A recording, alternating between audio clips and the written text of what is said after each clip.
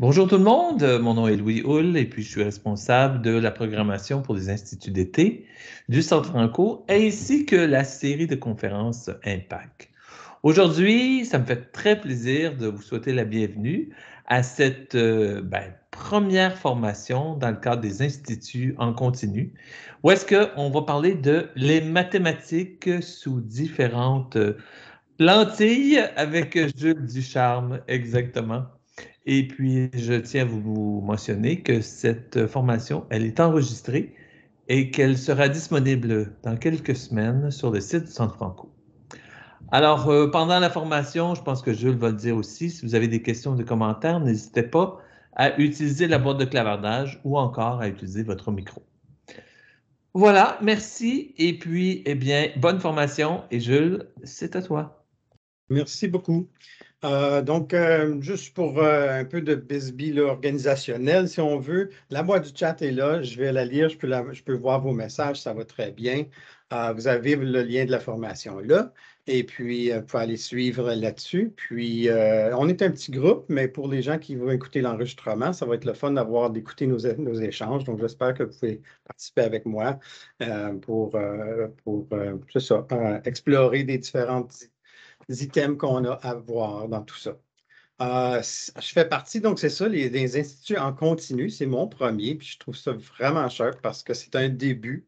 Fait qu'aujourd'hui, on met la page de ce qu'on a, puis après ça, on va continuer à travers l'année, à des temps ponctuels. On n'a pas les dates de toutes confirmées encore, mais en octobre, quelque part en novembre, probablement en janvier, puis ensuite une autre date. Donc, il va avoir, ça va se développer au courant de l'année. J'aime beaucoup, beaucoup cette idée-là parce que ce n'est pas juste une chose pointue, c'est vraiment en continu, puis on apprend comme groupe. Si vous ne l'avez pas déjà fait, vous pouvez aller remplir le formulaire de présence. Et puis, on commence. Des mathématiques sous différentes lentilles. Je vais commencer par parler de la reconnaissance du territoire. Puis, je ne sais pas pour vous autres, mais je devrais me nommer d'abord. Moi, c'est Jules Ducharme, puis j'ai fait plein de choses dans ma vie un peu. Je vais commencer avec ça, puis après ça, je vais faire la reconnaissance. Donc, j'ai eu la chance d'être enseignant des TIC, comme j'appelle, la mathématique, l'informatique et aussi les arts dramatiques. Et puis de ça, je suis devenu conseiller pédagogique. Ensuite, je suis devenu conseiller pédagogique des conseillers pédagogiques, donc à travers le CFORP, dans le temps que ça s'appelait le CFORP. Et j'ai pu coacher tous les conseils scolaires francophones. Et mon dernier projet qui s'est terminé en juin, c'était de pouvoir être avec l'équipe de rédaction du cours de 9e année, le nouveau cours des cloisonnés. Donc, je me suis amusé avec ça pendant quelques années pour développer ce beau nouveau cours-là. Donc, pour la reconnaissance, ça, c'est un peu mon histoire, mais j'aimerais ça faire la reconnaissance du territoire sous forme d'histoire, moi aussi. Euh, euh, pour moi, ça me touche parce que je ne veux pas juste lire ce qu'il y a là, vous pouvez le lire, mais pour moi, une reconnaissance du territoire, il faut que ça vienne du cœur, il faut que ça vienne de la voix, puis il faut que ça soit honnête. Ce n'est pas juste une tâche que je dois faire. Fait que moi, je veux reconnaître que les gens qui appartenaient à qui je partage les terres, si vous voulez, c'est les Atimaskishing et Anishinaabeg. Donc, pour les traités 61 Robinson-Huron. Donc, c'est quelque chose qui me tient à cœur parce qu'on a tous des histoires, puis il faut les écouter, puis il faut aller comprendre où on s'en va avec ces histoires-là. Ce n'est pas juste reconnaître, c'est vraiment écouter. Il faut apprendre à s'écouter, je pense, toute la gang. Donc, pour faire ça, faire la suite de ces histoires-là, je voulais commencer avec votre histoire mathématique. Donc, je vais vous appeler à aller sur le lien que vous voyez dans la formation, le Jamboard. Je vais aller copier ce lien-là aussi, puis je vais le mettre dans la boîte du chat pour ceux qui sont plus faciles avec la boîte du chat. Ce que j'aimerais faire, c'est raconter, moi, une ou plusieurs de tes histoires, ce qui a trait à ton expérience, positive ou négative envers les mathématiques, ou même l'enseignement des mathématiques. Donc, je vais aller faire chercher un peu, c'est quoi vos histoires à vous? que ce soit en enseignement ou juste quand vous étiez plus petit ou quelque chose qui vous revient, qui était positif ou négatif. Donc, on va aller dans le Jamboard, ton histoire. Vous allez choisir une diapo. Puis, par exemple, moi, je vais taper mon nom ici. Je vais faire celle-là. Puis, je vais enregistrer mon nom. Oups, il est rendu où? OK, enregistrer. Et voilà. Et puis, je vais pouvoir raconter mon histoire. Ça fait que moi, j'ai déjà pris cette place-là. Puis, vous pouvez prendre un espace puis commencer à taper. OK, donc je vais vous donner à peu près un bon 5 minutes d'aller chercher une des Jamboards à vous, puis d'écrire votre histoire mathématique.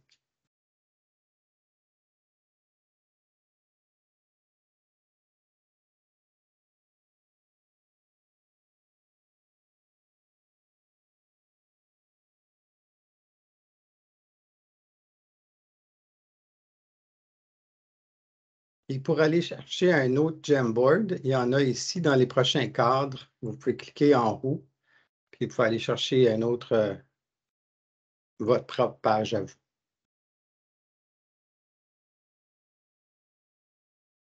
Et dites si tu veux prendre celle-ci, vas-y.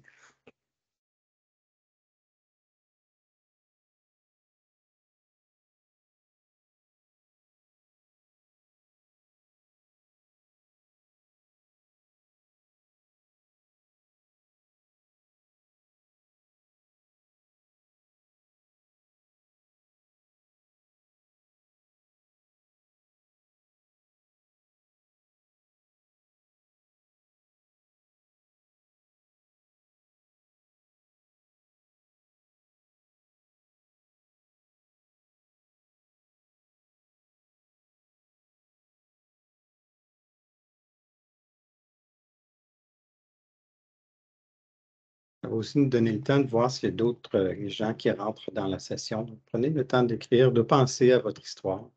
Si vous ne voulez pas l'écrire non plus, faites juste y penser pour l'instant, puis on va pouvoir en jaser après. Je vois qu'on a une Diane aussi, la belle, qui s'est jointe. Salut Diane. Si tu n'as pas le lien à la présentation, je peux te le mettre dans la boîte du chat.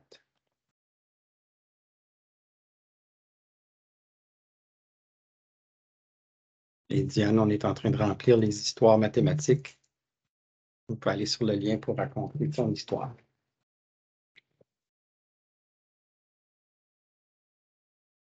Et Diane, il y a aussi le formulaire de présence à faire, là. Plusieurs liens, hein, mais on est habitué.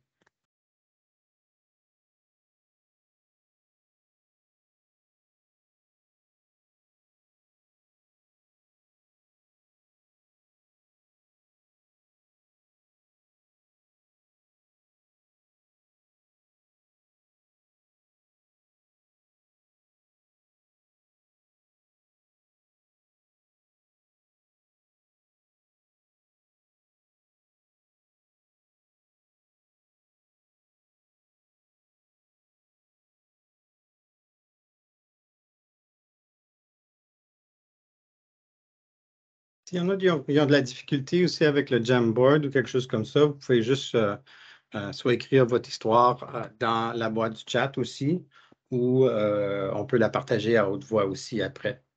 Et c'est aucune. Je suis là, on est là pour participer puis comprendre puis d'apprendre à se connaître un peu, mais c'est pas aussi nécessaire non plus. Si vous ne voulez pas, ça c'est très correct aussi pour moi. Je respecte ça.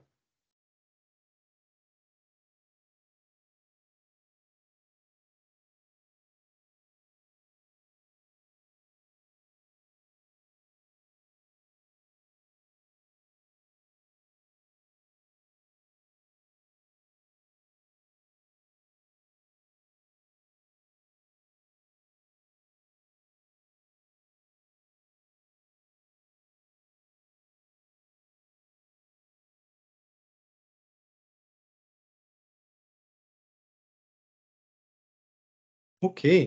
Bien, juste pour qu'on puisse avancer quand même, je vois que j'ai 2 histoires quand même, puis j'aimerais avant, est-ce que vous voudriez les partager aussi avec tout le monde ou est-ce que vous voulez que moi je les lise? Parce que c'est ouvert aussi. Donc, peut-être commencer avec Edith.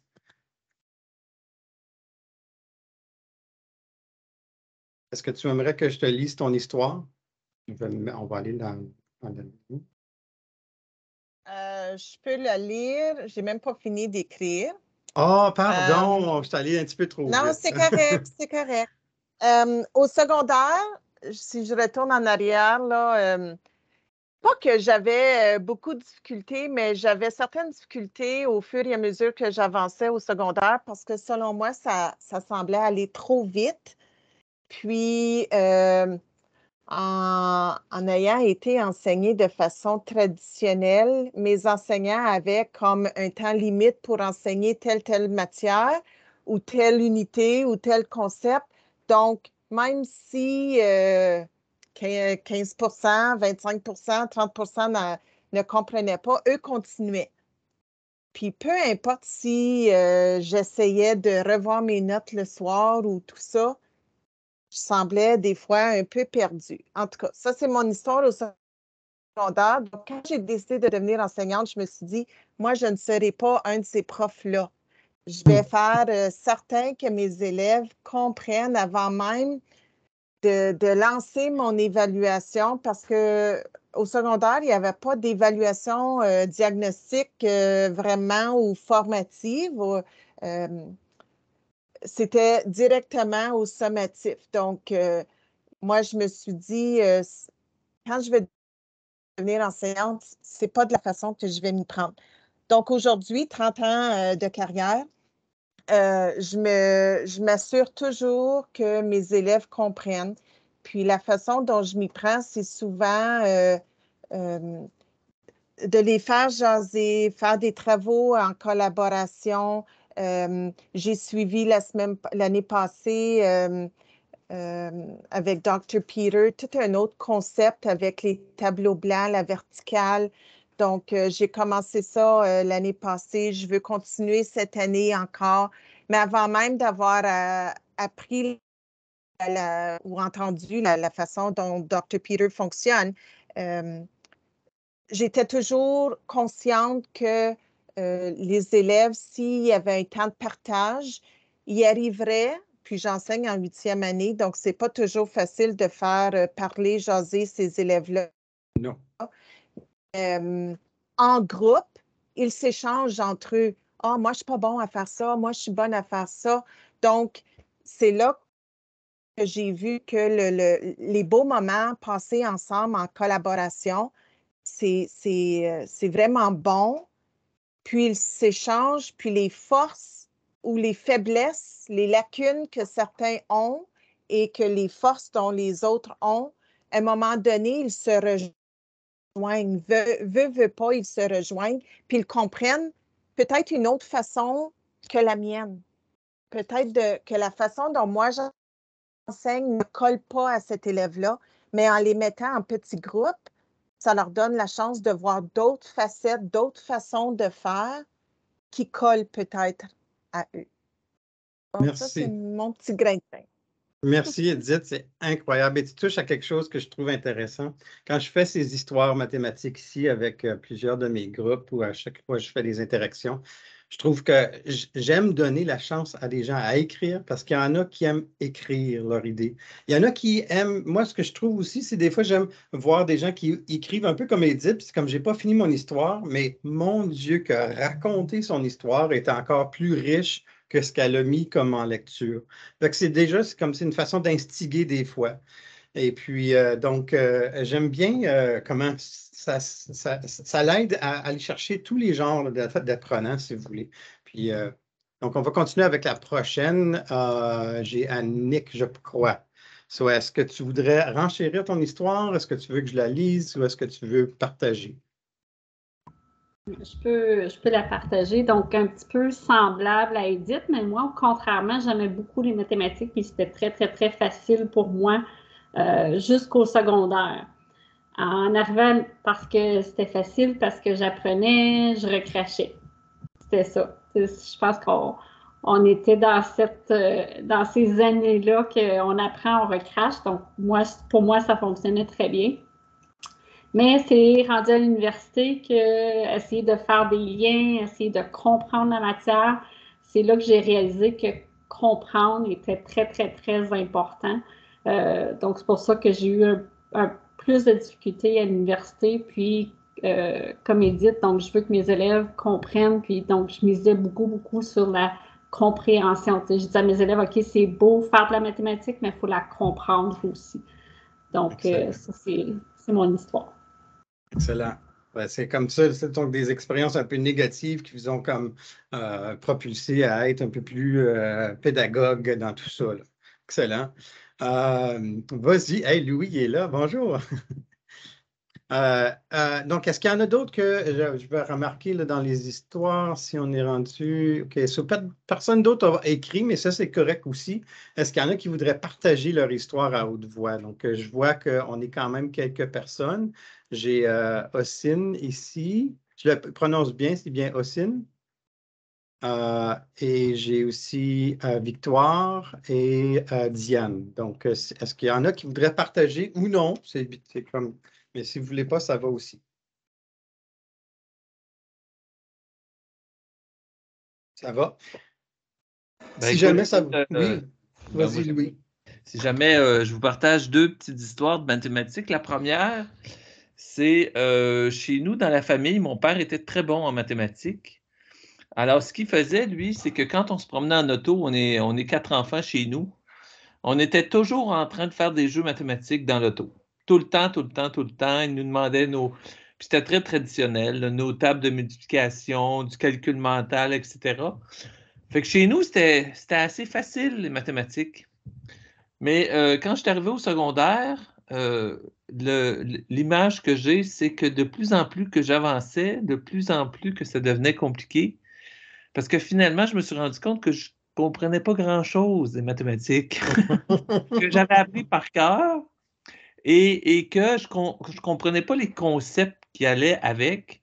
Alors, quand je suis arrivé dans mon cours qui s'appelait, dans le temps, Relations-Fonctions, eh bien, j'ai toffé jusqu'au mois de novembre. Puis à la fin novembre, je me suis dit, j'ai-tu besoin de ce cours-là dans ma vie? Et la réponse ce fut non, et j'ai flushé mon cours. Wow. Alors c'était ça les mathématiques. Mais après ça, j'ai eu des enfants. Et là, j'ai 3 enfants, puis 3 enfants totalement différents au niveau des mathématiques. Il y en a un qui est au post-doctorat, fait que lui, les maths, c'était super facile. Et puis, j'ai une fille que les maths, c'était toujours difficile. Puis le deuxième, ça dépendait s'il y avait le troisième, ça dépendait s'il y avait des amis. Alors, tout ça pour dire que là, je me suis rendu compte que si eux autres ne comprenaient pas les concepts, ben, il y avait un risque qu'il arrive la même chose que nous, comme moi. Alors, c'est là que j'ai commencé à jaser avec eux autres, puis d'essayer d'aller un petit peu plus loin. Mais je dois vous avouer que c'était quand même difficile parce que je ne l'avais jamais fait. Hein? Alors donc, pour mes enfants, c'était... Mais en même temps, j'étais dans le monde d'éducation. En même temps, j'avais la chance de suivre des formations.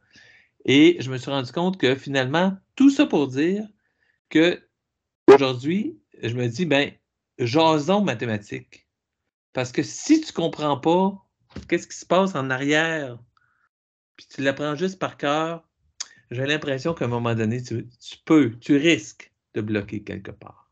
Voilà. Ouais, je pense que merci Louis, c'est des super belles histoires. Je pense que vous êtes à la bonne place, vous allez apprendre un peu, j'espère. En tout cas, à travers tout ça, je suis du même avis. Il faut parler, il faut jaser, il faut se raconter. Puis même que dans le nouveau curriculum, le nouveau cours de 9e année, moi je les appelle les 1.1, là, on a des places où on doit raconter l'histoire d'un concept mathématique. Donc, ça fait partie de faire parler les jeunes. Puis c'est cette jasette-là qui est très, très, très puissante.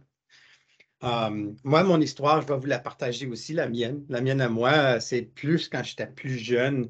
Écoutez, j'ai appris à faire du dénombrement parce que chez nous, on est 4 gars. Puis, mes 2 parents viennent quand même d'un milieu qui n'était pas très, très riche, là. Donc, tu sais, par exemple, mon père recevait comme cadeau de Noël un orange. Et c'était tout. parce qu'ils étaient 12 dans la famille. Puis ça, c'était leur cadeau de Noël. Ils ne mangeaient jamais d'autres d'orange dans l'année. C'était seulement une orange le matin de Noël, imaginez. Fait quand même, on vient de, donc, les deux, mes deux parents viennent d'un milieu un peu plus défavorisé. Et je me souviens quand que les deux, ils se sont sortis un peu, là, les deux avaient quand même des bonnes jobs. On était une bonne famille quand même. Fait que je suis très privilégié ce côté-là. Mais on a appris à dénombrer parce qu'ils n'ont jamais laissé de côté, eux autres, leurs idées d'économiser de l'argent. Donc, ma mère n'achetait pas 4 boîtes d'amandes au chocolat. Tu sais, quand on y vendait là, aux écoles, là, elle en achetait une, puis elle divisait parmi les 4 gars, puis elle faisait 4 tas. Puis j'ai appris à dénombrer très, très, très jeune, hein, parce qu'on partageait également tout. Et je me souviens qu'on était à un moment donné à un souper et j'avais un ami de la famille qui était venu, un ami de mes parents. Puis on avait un super beau gâteau. Puis encore là, ma mère, elle a divisé le gâteau, puis dénombré. Donc, moi, j'ai mangé mon petit morceau de gâteau. Et puis, le monsieur à côté de moi, il mange son morceau, puis il s'en prend un deuxième. Bien, ça, déjà là, hein, comme non, on dénombre peut-être ta petite portion, puis c'est tout, là. Mais lui, il se prend un deuxième morceau. Ben moi, je commence à pleurer, puis je me dis, tu sais, moi, je veux un deuxième morceau aussi. Fait que le monsieur se tourne vers moi, prend mon petit morceau, le coupe en deux, puis dit, voilà, t'en as deux. Et là, ça m'a pris comme 5 minutes pour figurer qu'il a raison, mais je me sens comme dupé pareil. Puis je n'étais pas certain comment. Puis là, c'était cette histoire-là. Puis je pense que c'est pour ça que j'aime beaucoup, beaucoup, beaucoup les fractions de nos jours, parce que c'était comme la première éveil où ce que j'ai fait, ouais, c'est la fraction qui vient me jouer des tours. Fait que je me suis dit, il faut que j'apprenne à partager tout ça dans tout ça. Fait que ça, c'est mon histoire mathématique. Je me souviens quand j'étais petit, petit, petit. Bon, on avance quand même dans tout ça. Là, je dis ça, puis est-ce qu'il y en a d'autres qui voudraient partager leur histoire? Puis c'est correct s'il n'y en a pas.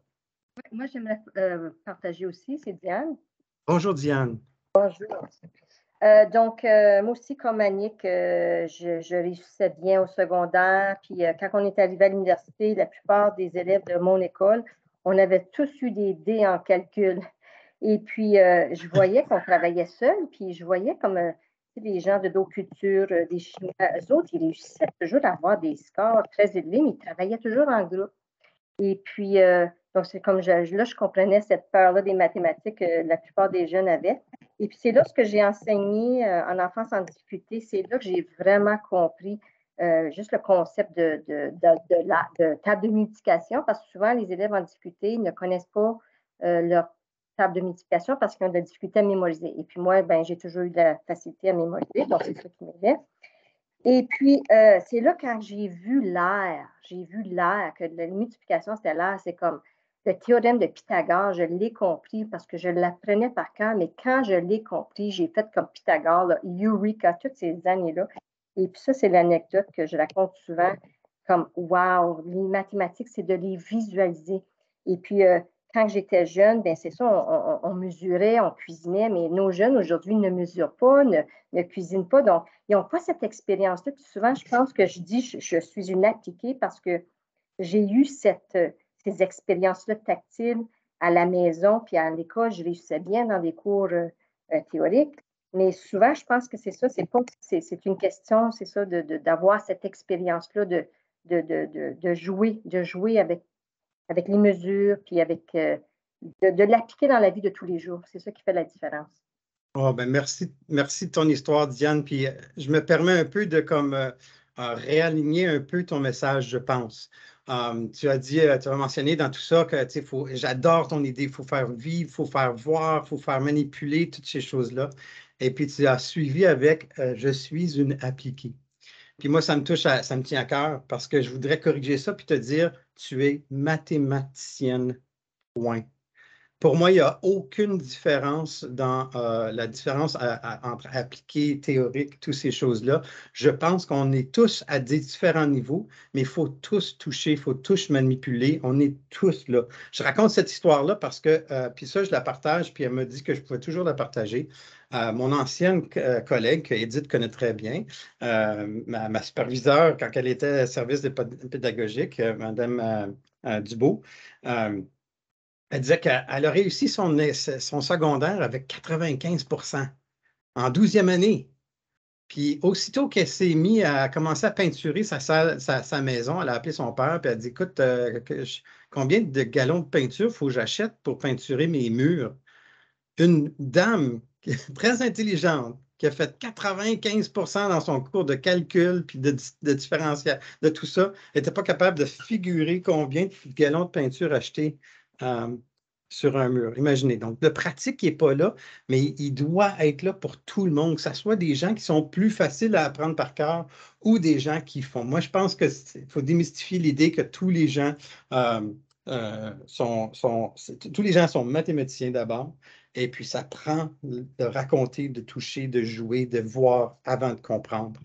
Et fait que tous les messages sont là. Fait que merci beaucoup, Diane, par exemple. Je t'ai corrigé un peu dans ce sens-là, mais c'est une super belle histoire. Très, très, très, très poignant aussi de voir qu'on apprend ça plus tard.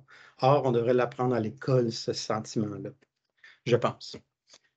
OK, ça va pour les autres? Je vois Victoire. Je vous donne encore la chance si vous voulez. All right. Allons-y d'abord. On va continuer. Donc, imagine, ça, c'est juste le préambule, puis on a déjà fait une demi-heure là-dessus. C'est excellent. Mais je préfère passer du temps sur des histoires. Bien, moi, je me suis dit, tant qu'à avoir des histoires, il faut avoir des lentilles. Puis les mathématiques, bien, je me suis dit, pour nos apprentissages en continu, pour ceux qui sont intéressés à le suivre, on va d'abord faire la lentille des élèves et de la pédagogie sensible et adaptée à la culture aujourd'hui. On va faire ça. Ensuite, les deux autres lentilles, on va le diviser en deux. Donc, il va y avoir partie A, partie B. Fait qu'il va y avoir une lentille d'une compréhension conceptuelle des mathématiques. On en a parlé. Il y a quelques-uns qui ont fait, moi, je voulais faire ce switch-là. Ça veut dire quoi, ça, une compréhension conceptuelle des mathématiques? Ça veut dire quoi, développer des habiletés procédurales? On va aller vraiment décortiquer ça, puis utiliser ça, faire des différentes activités pour pouvoir vraiment aller chercher ça. Fait que ça va être les deux, partie A et partie B, qui va être octobre, ensuite novembre, je pense. Ensuite, la lentille du codage et des outils technologiques, c'est là où on va s'amuser à faire un peu de codage. Encore là, on va avoir partie A, partie B. On fera un sur le codage, puis l'autre sur les outils technologiques tels que Desmos, GeoGebra, Mathgon maintenant, et puis il y en a plusieurs. Donc ça va être les deux autres institutions en continu, toujours en lien avec les mathématiques sur différentes lentilles. D'accord? Donc, les résultats pour moi aujourd'hui, j'aimerais ça que tout le monde puisse approfondir sa connaissance de la pédagogie sensible à l'adaptation de la culture, de comprendre l'importance de nos histoires mathématiques et de nos expériences vécues, de aussi comprendre l'importance de la créativité dans la pédagogie des maths. J'espère que on va se rendre là. Donc, j'ai cru comprendre, en tout cas, moi, je me suis dit, on va répondre à des questions dans lesquelles,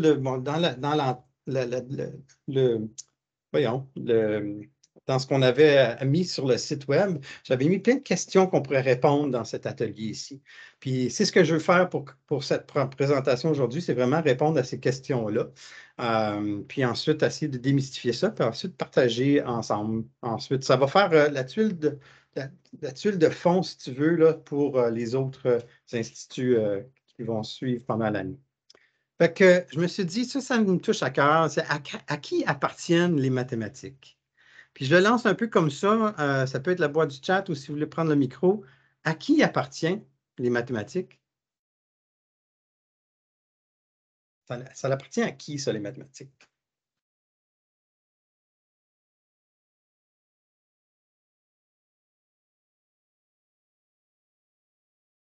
À tous, oui.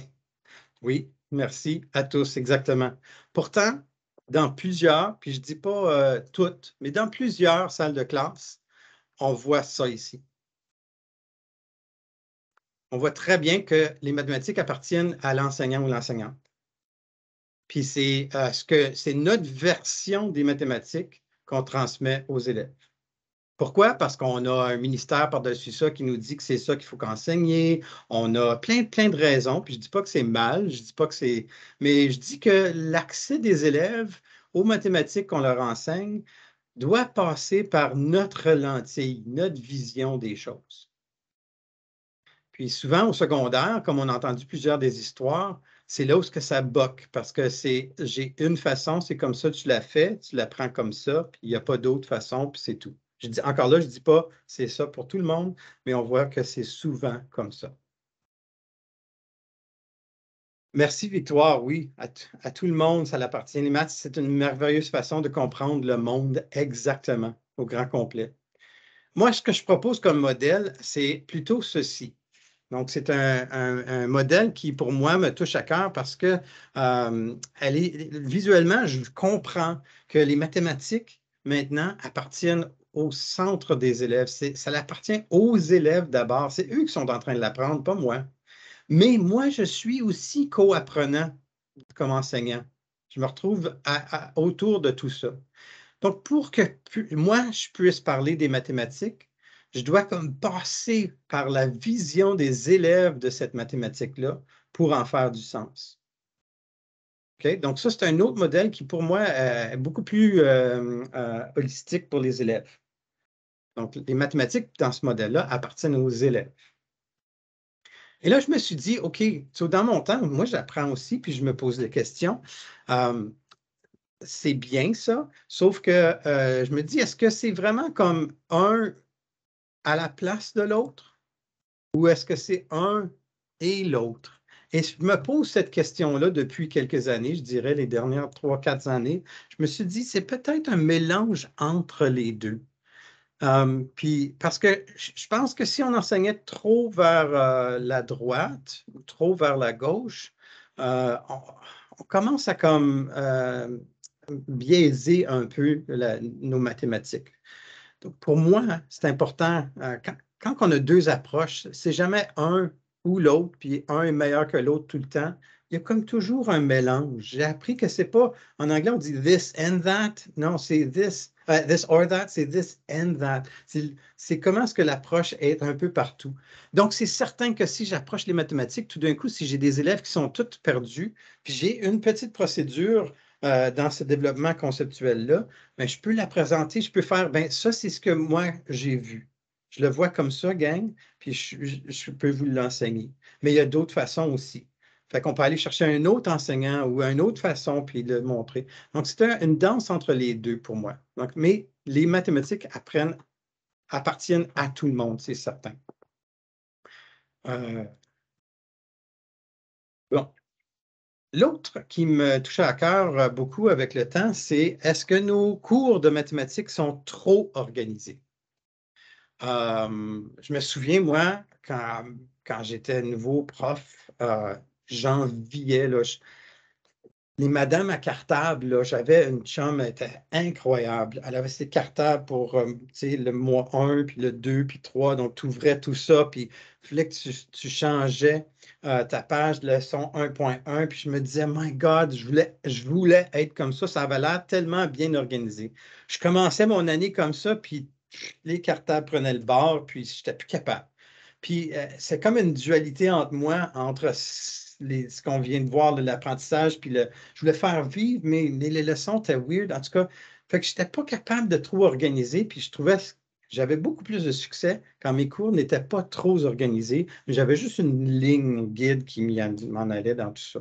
J'ai vu un modèle d'une madame qui enseignait, mais avec des contenus d'apprentissage sur des petits cartons. Puis bon, on regardait tout ça, puis on organisait ensemble, ils organisaient ensemble toute leur semaine. OK, aujourd'hui, là, cette semaine, qu'est-ce que vous voulez faire? Bon, il faut faire un peu de ça, mais on peut faire un petit peu des autres choses. Puis il y a peut-être des liens à faire avec ça. Fait que, OK, par la fin de la semaine, on va prendre ces contenus d'apprentissage-là, puis on va les toucher. Puis donc, c'était rendu comme une conversation plutôt que de suivre 1.1, 1.2, 1.3, quiz, test. 1.1, 2.2, 1.3. À un moment donné, c'est peut-être trop organisé. So, j'ai rencontré une dame qui s'appelle Kathy Seeley, qui nous montre ce modèle-là. Ce modèle-là où on enseigne, puis c'est comme ça qu'on est enseigné, c'est comme ça qu'on le fait, c'est comme, bon, comme enseignant, je vais enseigner ce que j'ai à vous enseigner. Je vais faire ça pendant 10, 15, 20 minutes peut-être. Nous, comme groupe, là, on va l'essayer en salle de classe là, avec le restant du temps qui nous reste. Puis après ça, peut-être faire des petites affaires, des petites discussions peut-être. Puis après ça, tu vas être seul chez vous à faire des devoirs. On va les corriger demain, puis on va voir. Puis des fois, je vais ramasser les devoirs aussi, puis je vais les noter peut-être, là. Mais tu vois que l'organisation est beaucoup plus sur le je, puis ensuite sur le nous, puis le tu, ben, c'est comme laissé de côté. Ce qu'elle propose, Cathy Seeley, c'est de changer ça à tu, nous, je. Tu te débats comme élève sur une question qui est complexe, qui est riche, qui a beaucoup de choses, de jus, si tu veux. Tu te grattes la tête, j'appelle ça du grattage professionnel. Tu sais. C'est quand de l'acharnement productif, si tu veux. Tu t'acharnes sur la question, tu te poses des questions tout seul. Ensuite, comme groupe, on analyse nos acharnements, puis on a dit, ben, qu'est-ce que toi, tu as eu? Moi, j'ai fait ça. Ouais, mais j'ai trouvé ça difficile, j'ai pas trop compris, mais je vais faire ça. On parle comme groupe. Et moi, je, comme prof à la fin, je m'occupe je m'occupe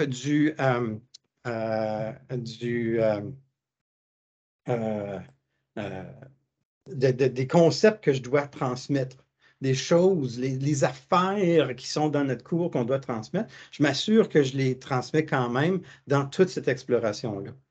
Puis quand j'ai commencé à faire cette exploration-là, je me suis trouvé à vraiment aimer la façon dont les jeunes travaillaient. Donc, dans mon cours, il n'y avait pas de devoir ou presque, parce qu'on le faisait en salle de classe, cet acharnement-là. C'était pas tout seul.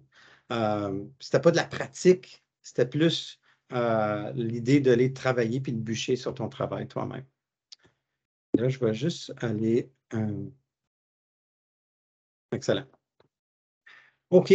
Je vais me remettre dans mon partage, là, juste parce que je ne sais pas pourquoi, mais ma petite visuelle, il s'est parti. OK. Yes. OK, je suis là. Donc, il y a un nouveau cours, je ne peux pas m'en passer pour ça, pour voir, parce que une autre façon de penser comment organiser nos cours, pour pas qu'ils soient trop organisés, c'est vraiment une nouvelle ressource qui vient de sortir l'année passée, pour ceux qui ne l'ont pas vu, pour le cours de 9e. Je sais qu'il y en a qui existent aussi pour le cours de 7-8 aussi, mais c'est Pensons mathématiques, puis c'est très, très, très bien la façon dont les situations d'apprentissage sont développées. On commence souvent avec une image, on se pose des questions, et puis on commence avec une image comme ça. Que remarques-tu? Quelles questions te poses-tu? Puis ensuite, on commence à ouvrir cette conversation-là, puis on va aller chercher les mathématiques qui vont répondre à toutes ces questions-là. Donc, c'est une façon un peu à l'envers pour certains de faire des mathématiques, mais qui devient très intéressant, qui mise beaucoup sur l'histoire, sur le raconter, sur les expériences vécues et tout ça.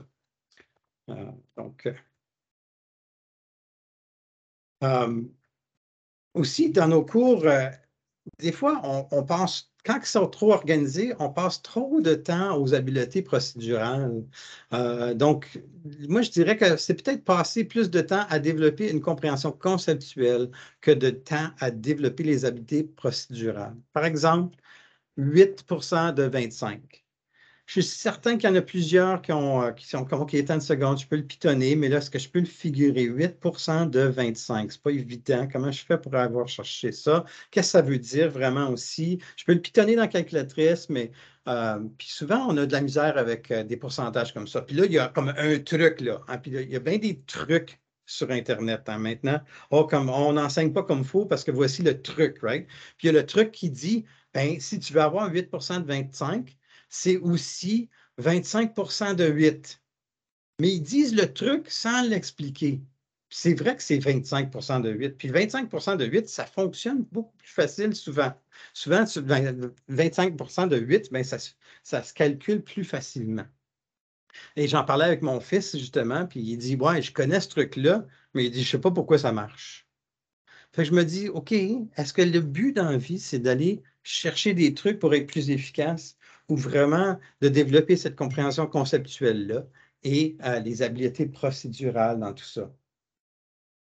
Fait que c'est ça qu'on veut chercher dans nos cours, puis peut-être les organiser pour pouvoir développer plutôt une compréhension conceptuelle. Puis ça, on a 2 parties dans les instituts qu'on va développer davantage cette idée-là.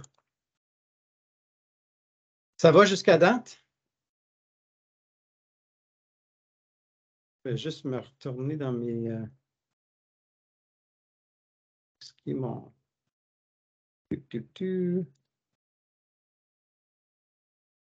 Ma boîte de clavardage, merci. OK, fait qu'il n'y a rien là encore. OK. Je vais continuer alors avec la prochaine question. La voix des élèves est-elle entendue dans nos cours?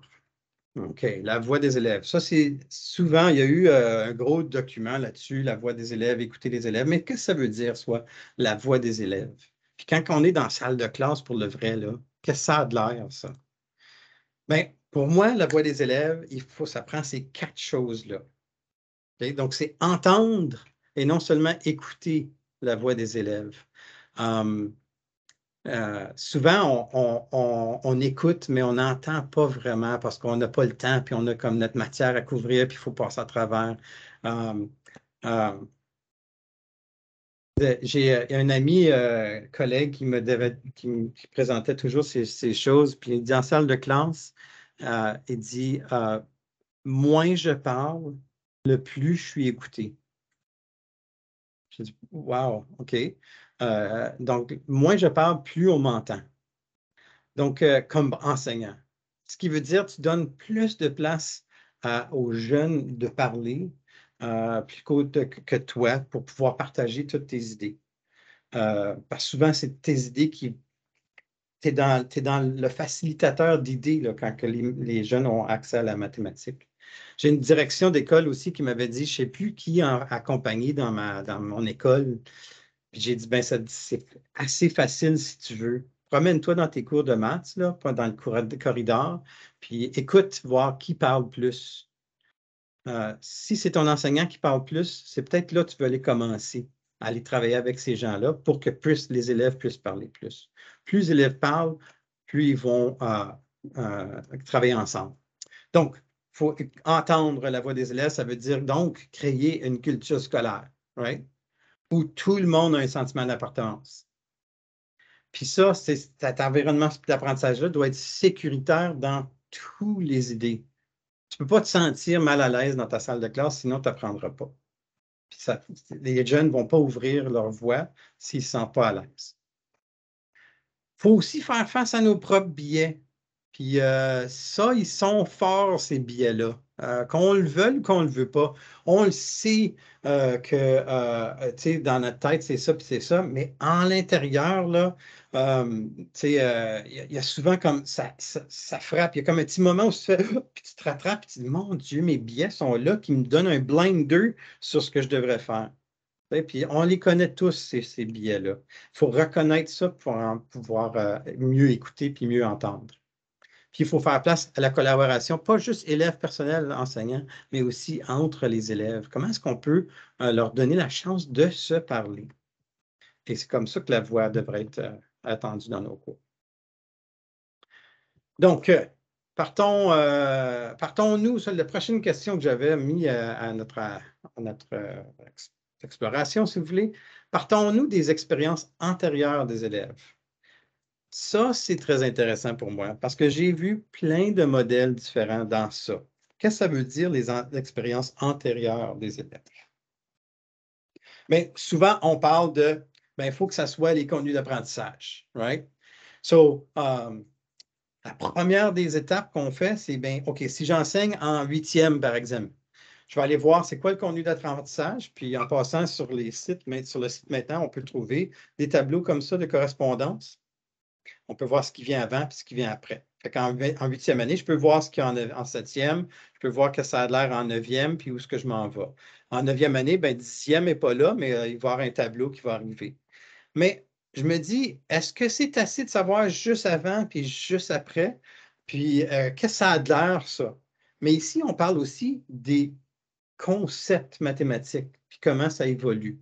Les choses, la chose, si tu veux, right? Mais les expériences antérieures des élèves, c'est aussi connaître son raisonnement. Il est où là-dedans? Comme enseignant, quand je rencontre tous ces gens-là dans ma salle de classe, je devrais être capable de reconnaître, par exemple, ça c'est un exemple d'un raisonnement qui va du dénombrement jusqu'au raisonnement fonctionnel. Ça, on parle de comme de la première année, même maternelle, jardin, jusqu'en 12e année. Puis il y a tout un raisonnement spatial, un raisonnement algébrique qui s'en va du dénombrement à un raisonnement additif, à un raisonnement multiplicatif. Donc, tu sais, ton jeune qui ne sait pas comment compter en 9e année, il est rendu où dans son raisonnement? Est-ce qu'il y a peut-être un problème de dénombrement? Il faut aller voir jusqu'à là. Peut-être qu'il ne sait pas le raisonnement additif. Il y en a plusieurs qui boquent sur le raisonnement multiplicatif en 9e année, en 7e année, puis en 8e année aussi. Et ensuite, ça prend tout ça pour se rendre au raisonnement proportionnel. Fait que tu ne peux pas parler de proportion si tu ne connais pas comment dénombrer, additionner, multiplier le raisonnement, ce raisonnement-là. Puis pas juste comment, mais vraiment comprendre. Fait que les raisonnements, ça, c'est la question qu'on doit se poser sur les expériences antérieures. Il raisonne où, mon élève? Il est rendu où dans son cheminement? Donc, je vais vous laisser lire ce passage-là, juste pour comprendre un peu. Ça appartient dans le cours de 9e année, justement. Donc, prenez 3 minutes pour lire ce cours-là, ce passage-là.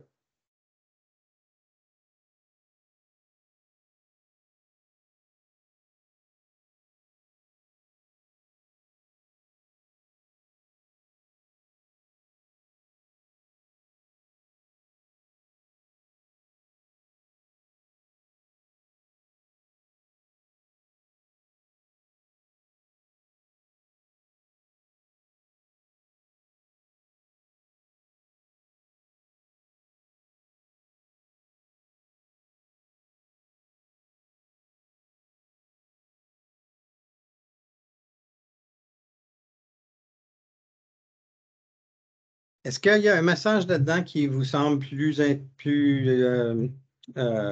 important que d'autres? Ou est-ce qu'il y a quelque chose que vous grattez la tête un peu et dites qu'est-ce que ça veut vraiment dire, ça?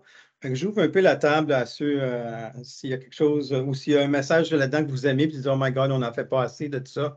Ça, j'aime beaucoup ce que ça dit. Qu'est-ce que ça. Vos impressions de cette lecture-là?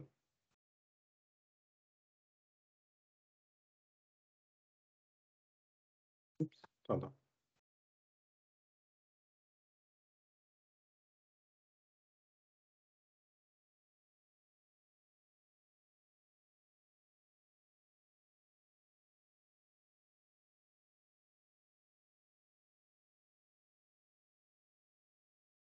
Pour moi, c'est la dernière fois. Oui, vas-y. J'accroche sur le verbe participer. Donc, de rendre l'élève, l'enfant, beaucoup plus actif, puis qui va faire une différence également. Puis, je crois que les mathématiques vont coller davantage, puis l'élève va sortir gagnant. Il va être capable par la suite, d'expliquer.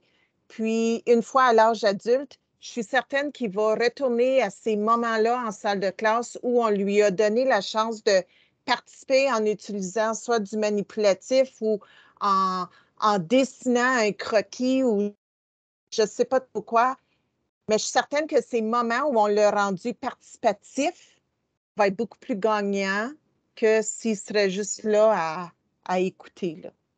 Excellent, j'apprécie beaucoup. Puis je vois Victoire aussi qui dit la première phrase fait du sens pour moi, mais la deuxième non plus. Victoire, est-ce que tu es capable de prendre ton micro puis m'expliquer, peut-être dire la première phrase, qu'est-ce qu'il dit pour toi, comment elle fait du sens pour toi?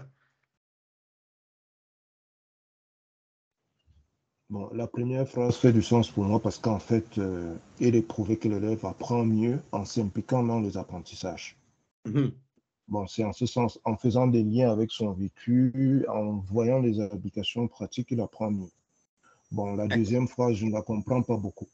OK, cool. OK, ben exactement. Puis en établissant des liens avec ses expériences vécues. Hein, donc, nous, comme enseignants, je touche là-dessus, puis je vais continuer sur ça peut peut-être expliquer la deuxième phrase.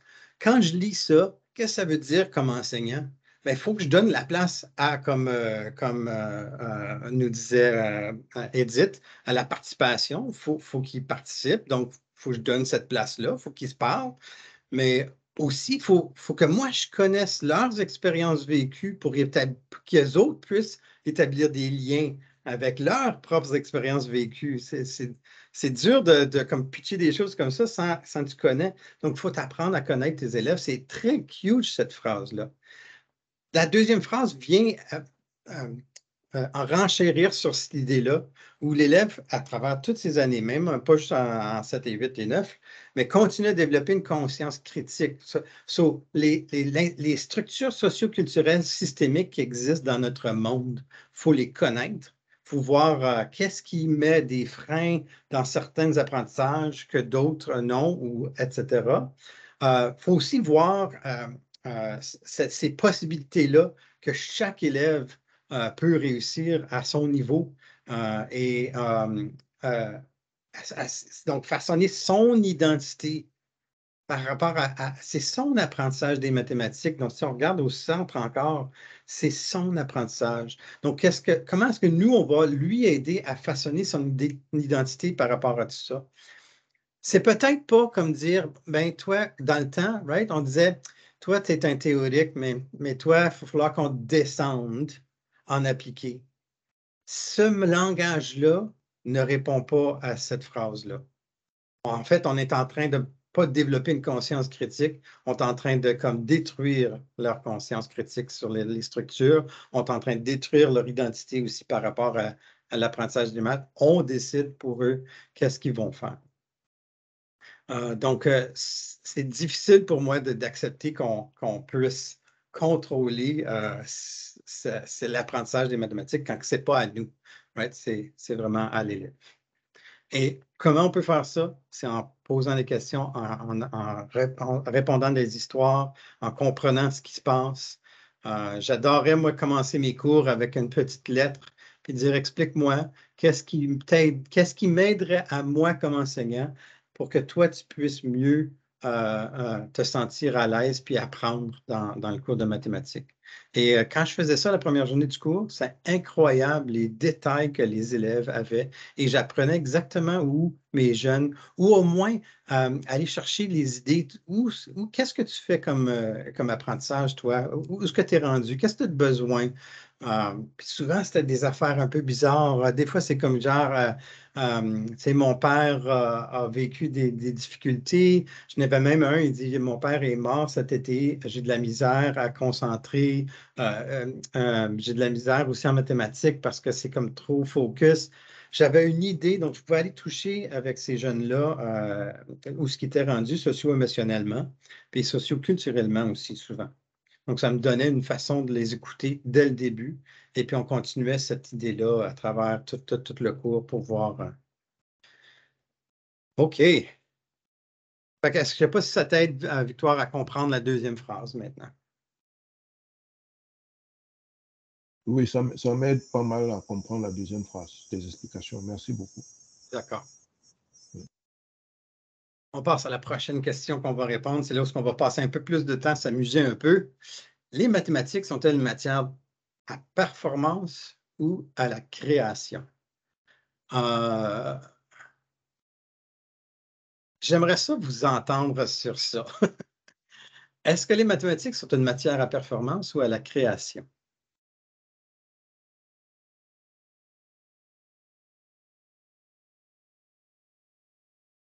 Moi, je pourrais commencer. Mm-hmm. Moi, je pense, les mathématiques, c'est une matière à création parce que tout ce qu'on fait, qu'on couse, qu'on construise, c'est toujours la créativité. Puis on a besoin c'est les mathématiques qui sont de base. Mais on a toujours été enseigné que c'est de performer, c'est d'avoir la réponse. Mais quand on voit qu'est-ce que ça sert, à quoi ça sert, c'est là que, wow, on voit la force des mathématiques. Excellent. J'adore ça. C'est Diane qui me parle? Oui. J'adore ton idée parce que moi aussi, je vois les mathématiques comme la création. Hein? On est là, on est en création. Puis ce que ça nous fait voir puis vivre, les mathématiques nous aident à aller envoyer quelque chose sur Mars, imagine-toi, ça n'a pas d'allure, c'est incroyable. Mais il y a un effet qui s'appelle l'effet Spoutnik aussi. Ce qui est arrivé, c'est que l'effet Spoutnik, c'est qu'en enseignant des mathématiques, Spoutnik, les Russes avaient déjà envoyé quelque chose autour, qui gravitait autour de la Terre. Et puis les États-Unis ont fait « Oh my God, on est en arrière, il faut se dépêcher ». Donc, ils ont changé le système d'éducation, surtout par rapport aux mathématiques, pour de la performance. Ça prenait des calculateurs, littéralement. Là. Puis ceux qui veulent regarder un petit peu, là, c'est les Hidden Figures, là, les madames noires qui ont aidé, qui étaient des calculateurs. Il y avait un bureau. Je ne sais pas si vous avez déjà vu ce film-là, mais c'est vrai. Il y avait un bureau dans le fond, fond. Puis tout ce que les madames faisaient, c'est calculer parce qu'on n'avait pas d'ordinateur. Donc, il y a tout eu un push de créer des calculateurs. Donc, les mathématiques sont devenues une matière de performance pour pouvoir se rendre là. Et on a perdu, je pense, en salle de classe, le but des mathématiques qui est à l'essor de tout ça, c'est la création et puis qu'on peut s'amuser avec ça. Donc, comment est-ce qu'on peut transformer ça dans nos salles de classe? Suivez mon cheminement ici. Je pense que vous allez peut-être être surpris, peut-être aussi déboussolé parce que je me dis comment est-ce qu'on enseignerait comme ça. Mais on va aller voir. Fait que, on va faire une petite question très, très simple. Donc, on rentre un lundi matin, c'est parfait. On travaille sur les volumes. Puis là, quel est le volume de chacun des prismes? Puis, quelle est la différence de volume entre chaque prisme? Fait que c'est quoi la différence du volume? Fait que là, on peut le calculer. Puis souvent, j'oublie, on met les indices aussi. Hein? Donc, il ne faut pas oublier l'indice, la formule du prisme droit rectangulaire, c'est l'art de la base fois la hauteur, ou encore largeur, longueur fois longueur. Puis là, on fait du stop. Là, OK, bien, quelle mesure? Peut-être on ne sait pas ça ici, c'est comment haut? Ben, OK, mais OK, je vais te le dire, c'est 3. OK, merci. Fait que là, ça, c'est 3 par whatever, on le calcule, puis that's it. Je te le dis vite comme ça, mais parce qu'on n'a comme pas de contexte, il n'y a pas de création, c'est juste là, mais il faut le faire, parce que ça le dit dans le contenu d'apprentissage, right? C'est d'explorer la différence entre différents volumes et des affaires comme ça. Bon. Mais peut-être qu'on pourrait aussi s'en aller à quelque chose comme ça. Est-ce que vous voyez toujours mon écran? Parce que moi, mon écran est comme le visage par or, mais c'est correct, vous le voyez encore. Je vais rester de même. Fait que ça pourrait être une question comme quel serait le meilleur choix de sac?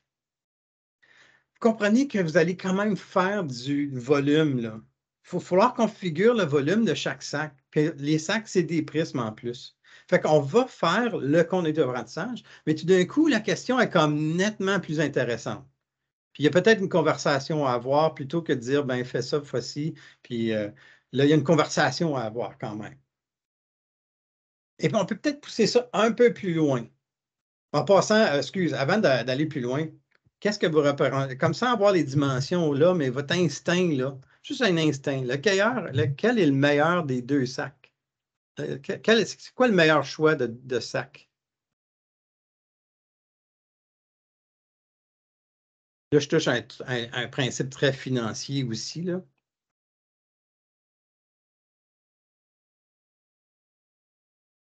Je me suis amusé avec ces sacs-là à un moment donné, puis j'ai calculé le volume.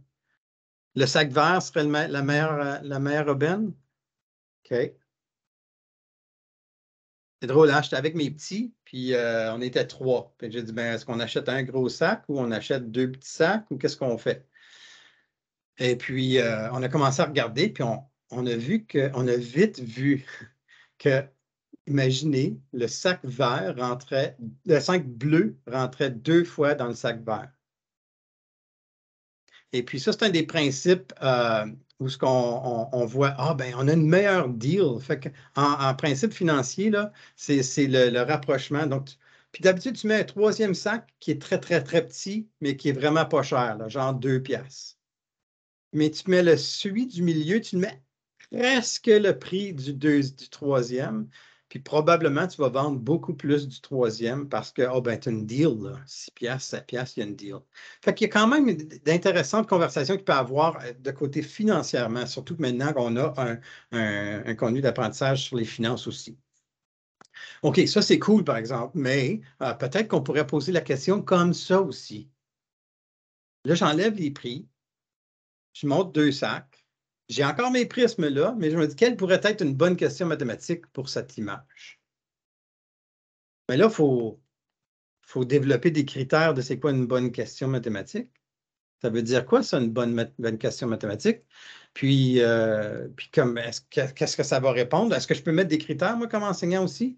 OK, gang, il faut que ça touche le volume aussi. Mais au moins ça. Mais ça peut toucher d'autres choses. Moi, je peux faire des critères comme ça. Donc là, on laisse la création, puis on a plusieurs différentes questions. Puis peut-être plusieurs différentes réponses aussi. Mais je force quand même le prix, il y a l'idée du prix qui est forcé un peu, il y a le prisme, bon, etc. Et puis ensuite, encore comme aller plus loin en créativité, imaginez, tu arrives en salle de classe, puis la seule question qui arrive dans ton cours, c'est quel serait un prix équitable pour du popcorn? Ouf! D'abord, le prix équitable, là, il y a une explication à faire. Qu'est-ce qui est égal, qu'est-ce qui est équitable? Pas juste égal, right? Ce n'est pas le même montant de popcorn pour tout le monde, mais un prix, qu'est-ce que ça veut dire? Souvent, je pense aussi à celui qui vend du popcorn, là. Il y a une famille, lui, à élever aussi. So, il a droit à un profit, c'est certain, mais en quelque part, comme ça se peut-tu qu'on dépense quasiment 15$ pour un sac de popcorn maintenant? Ça, c'était les prix que j'avais, ce n'était pas des gros prix. Mais à cette heure, tu vas au film, tu essaies d'acheter un popcorn, c'est écœurant le markup qu'ils ont là-dessus. Ils font plus d'argent sur le popcorn que sur la vente des billets de film. Donc, qu'est-ce qui serait un bon prix équitable? Et là, la créativité à part. Puis, à un moment donné, j'ai présenté ça en salle de classe, puis il y a quelqu'un, il y a un jeune, right? Logico, là. Le gars, là, il était comme perdu, là. J'ai pas assez de détails, là. Je peux pas répondre à ça, j'ai pas assez de détails. Lui, il freakait un petit peu. Puis ça, c'était comme, OK, ben, qu'est-ce que tu as besoin? Ben, j'ai besoin de le prix de ça, puis le prix de l'huile, puis le prix de whatever, puis le prix. Ben, je dis, on va aller chercher. Hein, je peux aller chercher mes propres. Oui, vas-y, là. Fait que là, tout d'un coup, lui était parti. Il y en avait d'autres, c'est comme, OK, on va aller voir, explorer les différents sacs de popcorn, puis on va regarder combien il y en a. Évidemment, j'ai du matériel en plus sur ma table, right? J'ai du popcorn en gros sacs gigantesques. J'ai plein de différents sacs. Puis, j'ai des sacs en format cône, j'ai des sacs en format prisme. Et tout d'un coup, là, pendant une semaine, je fais tous les volumes. On explore la littératie financière. Et on est dans l'action, là. On vit les mathématiques. Ouf! Mais c'est pas facile, ça, parce qu'il faut que tu aies ton but dans tout ça. Comme si je retourne, là, mon but primaire, là, c'était ça, là. Je voulais savoir travailler avec des prismes. Ouais. Mais c'est de se rendre à ça, pour pouvoir se rendre à nos conduits d'apprentissage. Puis en réalisant qu'aussitôt que tu ouvres une question comme ça, tu vas toucher à beaucoup plus de contenu d'apprentissage que tu croyais le faire avant. Et là, tout d'un coup, ça devient une approche holistique au curriculum. Puis les curriculums 7, 8 et 9 sont tous développés sur ce côté-là où c'est moins une liste de choses à apprendre, plus une liste de choses à penser, sur lesquelles penser, qui sont toutes reliées. Hein, que tu sois en nombre, ou en relation, ou etc. Tout est mélangé. Puis ça, c'est difficile pour certains profs parce que je veux juste avoir ma leçon 1.1, puis 2, puis 3. Donc, il faut aller chercher des questions comme ça qui vont aller chercher beaucoup plus qu'un contenu d'apprentissage ou même qu'une attente.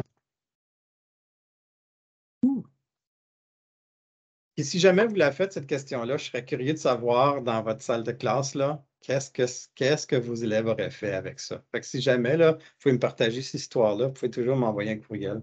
Je serais curieux de savoir. Donc, on est rendu à peu près ce temps-là. Fait que, est-ce qu'il y a des questions, des commentaires à ce point-ci? Peut-être des comme comment est-ce que je me rends à cette question-là? S'il y a d'autres choses, parce que moi, j'avance, puis je veux m'assurer que ça répond à vos besoins aussi dans tout ça. Moi, j'aurais une question, c'est Diane. Est-ce qu'il y a des livres qui sont conçus de cette façon-là? Oui, il y en a plusieurs, puis j'en ai même juste à mes côtés ici, là. Bon, un que j'aime beaucoup, attends, c'est où? Il en existe et voilà. Donc, L'apprentissage, il y a 2 bouquins, en fait, que j'ai. Oh, là, peut-être j'enlève mon petit background, là. Je pense que je vais enlever mon background.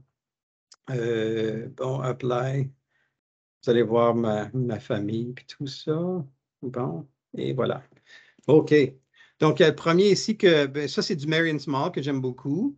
Celle-ci, c'est l'apprentissage différencié des mathématiques. Donc, il y a différentes façons. Il y a 2 approches là-dedans. Une question ouverte et puis une question de tâches parallèles. Fait qu'il y a 2 concepts là où c'est des questions plus ouvertes, comme, par exemple, tu divises 2 fractions et le numérateur du quotient est 4. Quelles pourraient être tes fractions? Fait que tout d'un coup, tu te grattes la tête un peu. Marion Small, elle nous déstabilise dans ces styles de questions-là ouverts. Donc, ça, il y en a 2 pour ceux qui sont en 7 et 8 et 9. En fait, la différenciation mathématique qui va jusqu'à la 8e année. Mais tu as aussi celui-ci qui est différenciation mathématique au secondaire qui va de la 6e à la 12e année.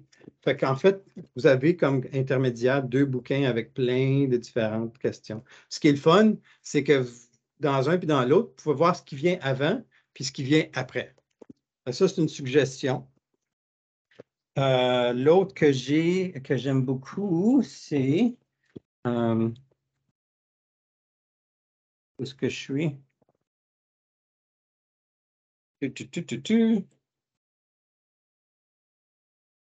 Ah oui, c'est celui-ci. Celui-là, ça va jusqu'en 8e année.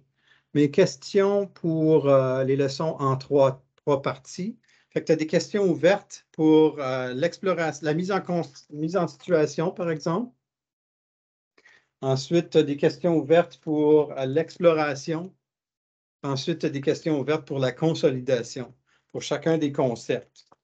Donc, ça, c'est vraiment sharp aussi parce que tu viens vraiment apprendre comme à comment poser une bonne question.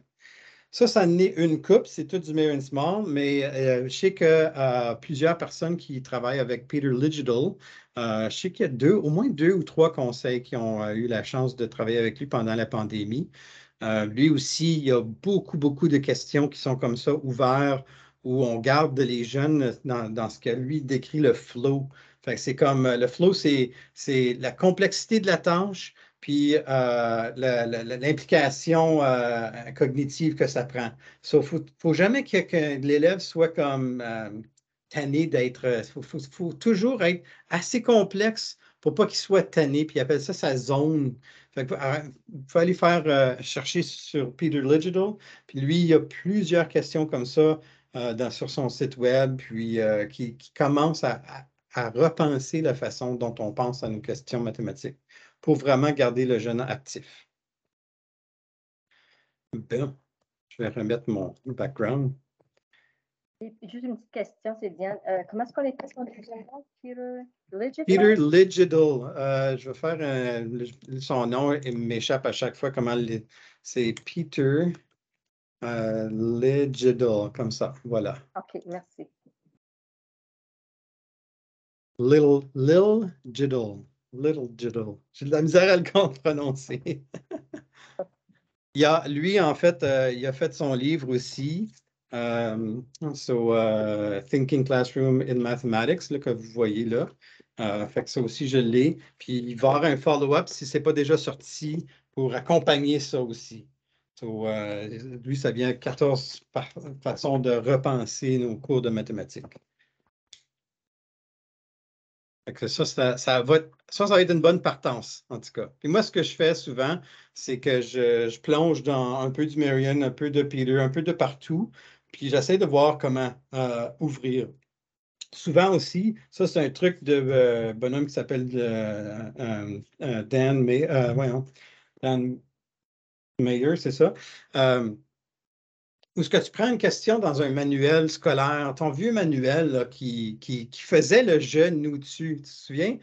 Ça fait comme, voici des petites affaires, on va faire l'aire d'un carré, ensuite l'aire d'un rectangle, ensuite l'aire d'un triangle, puis on fait des petits exercices en salle de classe, puis après ça, je donne une bonne question pour mathématiques. Souvent, je prends la question à la fin, là, puis j'enlève des données. Ou même les questions du début, puis j'enlève des données. Puis je me dis, OK, quel pourrait être le volume de ce prisme si la base est 3? Puis tu ne donnes pas d'informations pour le restant. Puis tout d'un coup, ça l'ouvre un petit peu tes questions. Puis tu commences à avoir des conversations, puis différentes possibilités. J'espère que ça peut t'aider, Diane. Oui, merci beaucoup.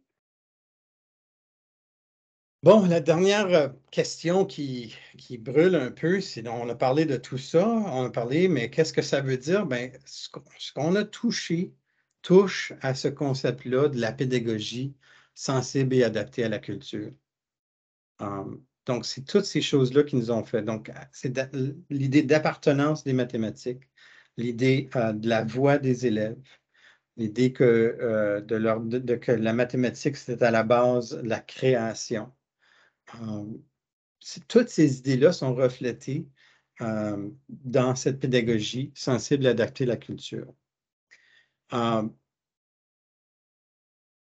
Donc, j'ai quelques citations là-dessus, puis on va pouvoir se rendre un peu vers une définition sur un gros texte que je vais lire, qu'on va lire, et puis on va décortiquer ensemble après. Donc, notre pédagogie en mathématiques est-elle sensible et adaptée? Bien, ça ici, ça vient de Stalker et Wagner. Nous sommes troublés par les inégalités dans notre monde et nous pensons que les enseignantes et les enseignants de mathématiques, consciemment ou non, contribuent à façonner ce monde. Et ça, j'y crois sincèrement. On voit cette idée-là d'inégalité. Puis je l'ai vu des deux sens. Comment est-ce qu'on peut être équitable? Un peu, c'est comme ces trois. Parce que ça, ici, c'est égal. Je te donne toute la même boîte. Right? Puis on l'a vu, ce symbole-là, mais moi, c'est un rappel à chaque fois. Puis elle m'impressionne, cette image-là. Il y a trois boîtes, là. Je vous donne toute la même boîte. Moi, je suis un gars qui est égal. Je crois dans l'égalité. Right? Je vous donne chacune une boîte, mais ce n'est pas ça qu'on a besoin. Souvent, cette personne-là en avait besoin de trois. Lui en avait besoin de deux, puis lui en avait un. On a la fameuse question, right? C'est poser la question à plein d'animaux, puis dire, bon, qui est-ce qui peut grimper cet arbre-là le plus vite, puis le petit poisson qui est dans son bol, qui fait comme ben louche parce que... Right? So, tout ça, c'est d'apprendre où ce qui est notre élève, d'apprendre qu'est-ce que ça veut dire, puis d'apprendre c'est quoi vraiment être inégal ou non. Donc, c'est plus une question d'équitabilité. Et nous, comme enseignants, on a un immense devoir à faire ça. Ce qui est intéressant aussi dans ce livre-là, Equity, justement, l'équitabilité en mathématiques, en éducation des maths, c'est qu'on s'aperçoit que les mathématiques à l'école demeurent un filtre social très puissant, positif et négatif. Il y a quelque chose qui se passe maintenant après la pandémie, puis avec un nouveau cours décloisonné, qui fait qu'on a des jeunes qui ont, mettons, qui ne sont pas allés à l'école pendant 3 ans presque. Tu sais, ils sont apparus là, sur leur Teams, mais à peu près, là, ils n'ont peut-être pas eu beaucoup d'apprentissage. Puis tu en as d'autres qui ont foisonné, puis qui ont vraiment, là, ils ont adoré être seuls dans leur pensée, puis ils ont appris, puis tout le kit. Puis là, on se retrouve en salle de classe finalement, puis toute la gang, dans un cours en plus, et dans les profs, on voit un écart comme gigantesque. C'est un problème. Ce que j'aime pas, c'est qu'on parle du bridging the gap, là, puis donc, on essaie de solutionner ce problème-là en disant, mais comment est-ce qu'on va bourrer les crânes des gens? Qu'est-ce qu'on va leur donner qui leur manque pour les rendre là? Ils sont là, ils sont dans notre classe. Il faut les amener quelque part. Et je trouve qu'on a un filtre comme enseignant qui dit, ben, eux autres, ils ont de la misère. Ça va prendre du temps, mais ce n'est pas à cause que le cours est décloisonné que c'est un problème. Parce qu'il y a plusieurs gens qui disent, ben, à cause de la pandémie, on devrait cloisonner encore plus. Moi, je pense le grand contraire. Il faut aller chercher des stratégies pour pouvoir le faire. Puis d'inclure tout le monde, de leur montrer qu'ils font partie d'une société où tout le monde peut apprendre les mathématiques à un haut niveau, c'est très, très important. Puis je le dirais encore plus important suite à une pandémie qu'on a vécue. Et c'est ce message-là qu'on donne comme enseignant ou comme pédagogue, comme filtre social qui est très puissant. Un autre qui, pour moi, m'a vraiment déboussolé aussi, c'est nos approches actuelles en éducation freinent trop de personnes et empêchent d'autres d'envisager un avenir meilleur et plus équitable. On le sait, mais nos biais personnels, souvent, ils sont plus forts que ce message-là.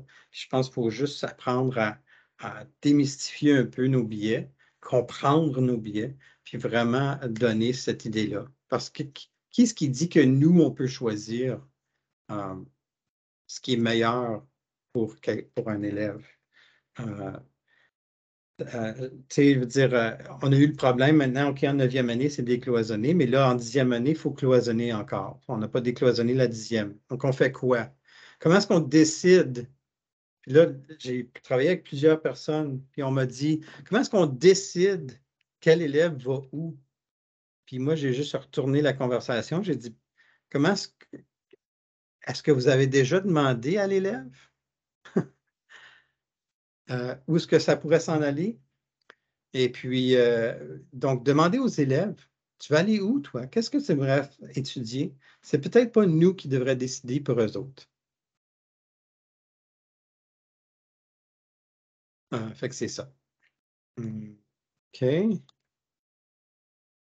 Je remarque que ça fonctionne toujours, oui.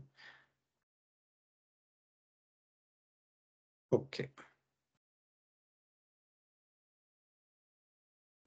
Et la prochaine, ça nous mène à cette énoncé-là. Je vais vous donner 5 minutes pour la lire. Je vais juste m'assurer, est-ce que tout le monde est encore là? Je vois une personne que je l'ai, mais je ne suis pas certain si... Ah, c'est parce que c'est Annick qui devait quitter. OK, c'est bien correct. Vous voyez toujours mon écran. Faites-moi un petit coucou dans le chat pour m'assurer que ce n'est pas mon ordinateur qui a figé.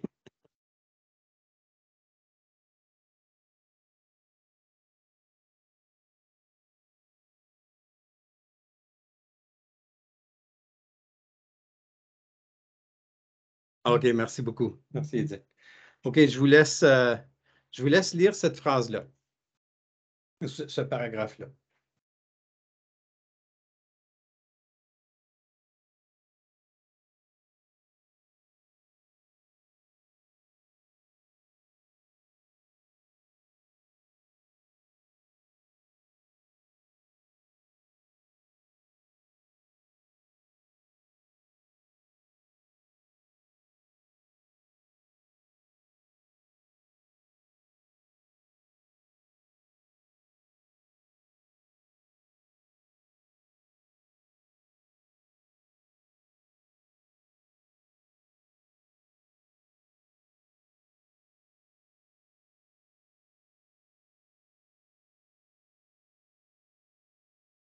Moi, ce qui a une phrase qui me touche à cœur, c'est la deuxième. Le programme cadre, on parle ici de 9e année, mais on peut parler du nouveau programme cadre de 7 et 8 aussi, vise à élargir la compréhension historique de la diversité et de la pensée mathématique. La diversité de la pensée mathématique. Et ça m'a exploré, puis j'aimerais en profiter surtout de cet exemple-là où on a fait le choix de nommer un concept mathématique dans sa relation. Et puis, on l'a appelé la relation des côtés des triangles, la relation des longueurs des côtés d'un triangle rectangle. Et puis, c'est intéressant la conversation que ça a mené. Plusieurs personnes nous ont dit wow, ça c'est le théorème de Pythagore, ça. On va l'appeler le théorème de Pythagore, c'est ça que c'est le théorème de Pythagore. Sauf que c'est un exemple où de voir qu'on comprend peut-être pas. Je ne suis pas en désaccord. C'est vrai que Pythagore a créé ce théorème-là, puis à mener, il l'a nommé. Puis juste parce que lui, il l'a créé, ça veut-tu dire que ça lui appartient? C'est sa version, c'est certain. Puis il l'a nommé comme ça. Mais dans une compréhension historique, il faut comprendre que ce concept-là était déjà compris et utilisé 3 000 ans avant que Pythagore l'a écrit sur une page quelque part, puis qu'on lui a dit que c'est le théorème de Pythagore. Plutôt que de seulement présenter Pythagore, le théorème de Pythagore comme ça, je préférerais présenter le théorème comme la relation, de dire c'est quoi. Il y a une relation qui existe entre les longueurs des côtés des triangles, des triangles rectangles. Et puis, on pourrait aller voir, puis explorer ensemble la compréhension historique et la diversité de cette recherche-là, voir comment les Égyptiens l'ont trouvé ça. En fait, la plupart des cultures ont développé cette relation-là bien avant que Théorème l'ait écrit dans un livre. Et donc, c'est un peu démystifier, un peu européaniser, si on veut, les mathématiques pour aller chercher ce qui s'est passé partout dans plusieurs cultures.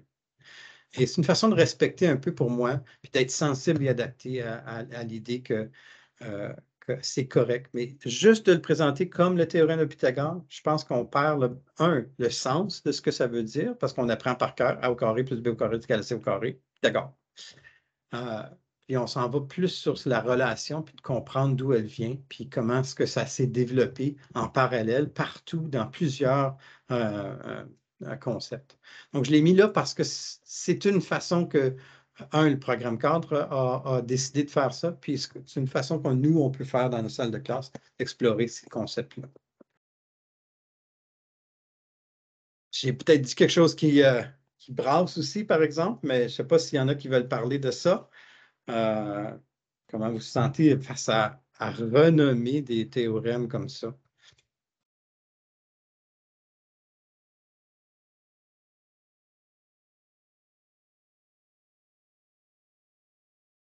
Peut-être que vous l'encouragez, je ne suis pas certain. Moi, je pourrais peut-être ajouter. Vas-y. Moi, je sais que quand j'ai commencé à enseigner les mathématiques au secondaire, il fallait que je suive tout le monde. Et puis, on ne passait pas beaucoup de temps à l'histoire. C'est comme un livre. Moi, j'ai de la difficulté à lire un livre quand je ne connais pas l'histoire de l'auteur, le contexte. Puis c'est là que j'accroche. Puis ça va. Là, c'est la même chose pour les sciences. Puis je suis faite comme ça aussi là, en mathématiques. J'aime ça voir toute l'histoire. C'est là que je m'en... Sinon, c'est juste des concepts dans les airs, puis je peux comprendre que les élèves sont désintéressés.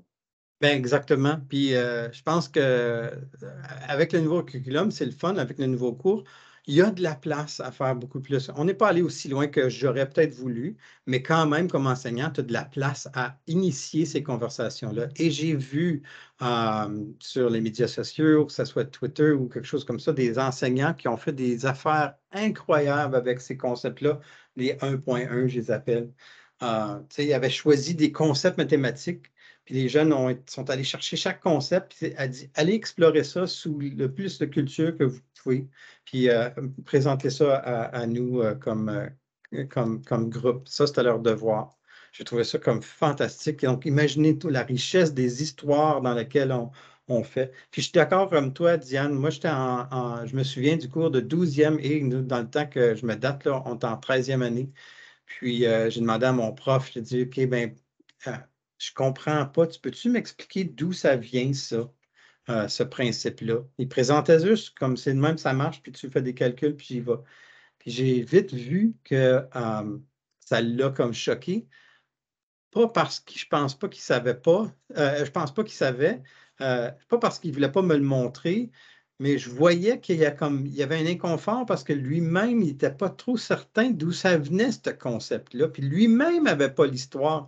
Fait que c'est pas facile comme enseignant, là, tout d'un coup, cette approche-là, de penser à comme raconter cette histoire-là. Il faut que j'aille chercher ça, que ça veut dire, ça. Puis c'est venu d'où, ça?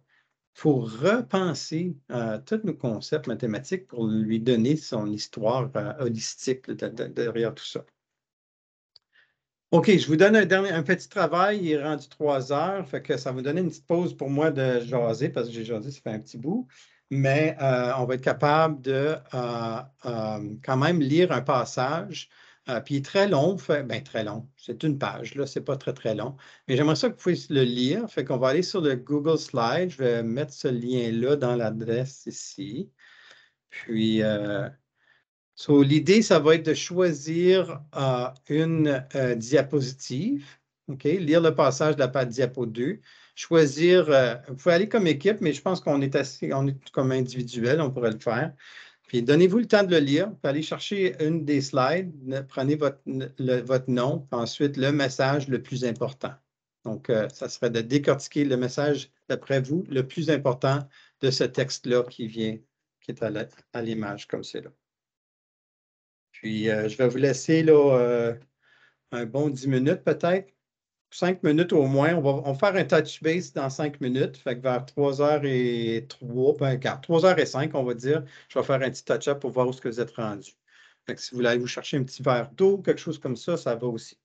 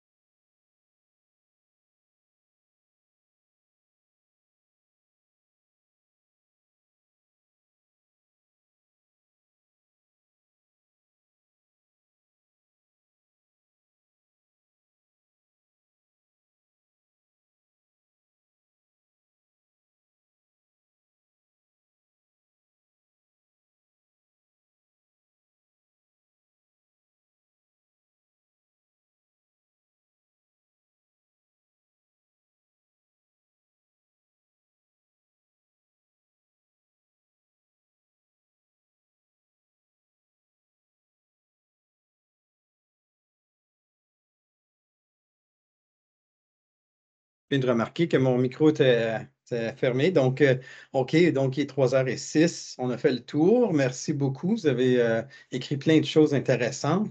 Ça serait le temps maintenant d'explorer la conversation. Fait qu'on est juste 4 maintenant parce qu'on a quelqu'un qui est parti. Mais c'est pas grave. À 4, on peut facilement se parler. 5 même, je pense. M'incluant 6, mon Dieu, je ne sais pas compter. Donc, est-ce quelqu'un qui voudrait peut-être commencer le bal, peut-être avec ce qu'ils ont écrit, ce qu'ils ont trouvé comme important dans ce texte-là, puis peut-être voir relater ça à toute l'expérience d'aujourd'hui sur cette lentille-là de la pédagogie sensible et adaptée à la culture?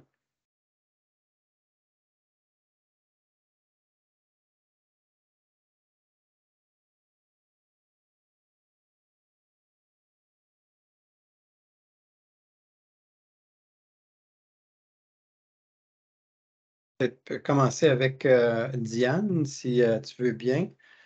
J'ai remarqué, tu as ressorti des idées, des principes qui te tiennent à cœur. Est-ce que tu pourrais expliquer pourquoi tu as choisi peut-être le dernier, le corps et les esprits et les âmes établissent, les âmes établissent, oui, puis ensuite l'établissement de liens, de la créativité? OK, donc, comment dirais-je? Donc, l'approche pédagogique autochtone, c'est que ils n'ont pas la même façon de voir l'univers que nous.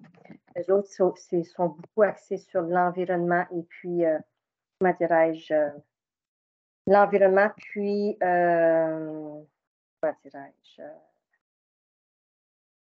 donc toutes leurs contributions, que ce soit des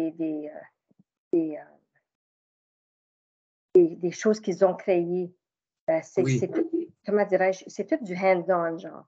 Oui, puis c'est l'interaction entre tous les éléments qui existent, hein, Diane? C'est un peu ça, je pense, que tu essaies peut-être d'aller chercher, c'est que tout dans l'univers est interbranché. Oui, tout est lié, exactement. Et puis, c'est ça, je le dis en anglais, their worldview est tellement différente que la façon que nous avons appris à l'école. Donc, c'est une façon d'explorer comment on apprend aussi, donc être lié à l'environnement. Donc, c'est toute la dimension intellectuelle, émotionnelle, physique. Et puis, alors que nous, c'est plutôt, quand je dis nous, je parle de notre système scolaire, c'est plus axé sur l'intellectuel. Et puis, il faut prendre en compte toutes ces choses-là, donc toutes leurs contributions pour qu'on voit qu'eux autres aussi, ils ont développé plein de choses, puis ils ont une place importante, puis qu'on leur fournisse aussi des modèles à nos élèves, autant dans les mathématiques que dans les sciences. Donc, quand on prend ces contributions-là, on a un meilleur respect aussi de leurs apports.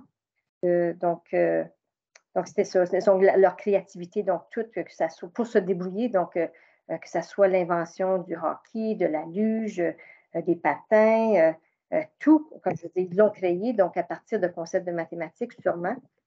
Donc c'est ça. Donc, c'est un petit peu l'inverse. Hein? Donc, tu commences avec le produit. Comment est-ce qu'ils ont fait pour créer ça? Donc, je le vois de cette façon-là. Puis, donc, on voit, il y a un meilleur respect, on voit plus, comment dirais-je, leur lien avec leur vécu, alors que ce n'est pas juste intellectuel.